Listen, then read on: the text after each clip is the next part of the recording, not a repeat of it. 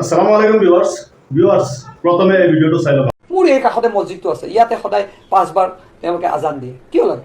আচলতে দিব নালাগে, এইটো বেলেগক ডিষ্টাৰ্ব। নিশ্চয় ভিডিঅ'টো দেখা পালে আপোনালোকে এটা জদামূৰ্খ ওলাইছে অসমত। সেই জদামূৰ্খটোৱে কি কৈ আছে যে অসমত আজান বন্ধ কৰিব লাগে, লাউড স্পীকাৰ বন্ধ কৰিব লাগে।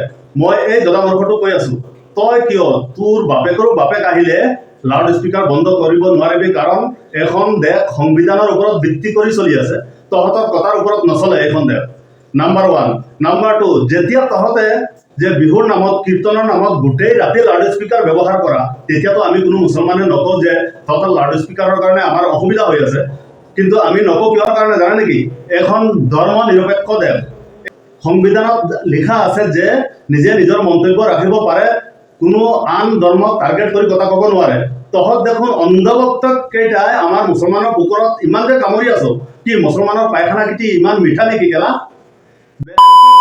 পিটন দিম, গৰু পিটন দিম না, ডাইৰেক্ট বাংলাদেশ গৈ পাবিগৈ। আৰু দুবাৰা লাউড স্পীকাৰ লৈ পেলাই কথা নাপাতিবি তই। তোক এনেকুৱা পিটন দিম, য'তে পাম তাতে লেংটা কৰি কোবাম। গম পোৱা নাই গেলা? অসমৰ অসমীয়া মিয়া এতিয়াও জাগা নাই, আৰু জাগিলে তহঁত থাকিব নোৱাৰা হৈ যাব অসমত, ঠিক আছে? গতিকে গাইজ ভিডিঅ'টো বেছিকৈ শ্বেয়াৰ কৰিব, যাতে এই অন্ধভক্ত কুকুৰৰ ওচৰত গৈ এই ভিডিঅ'টো পাই যায়।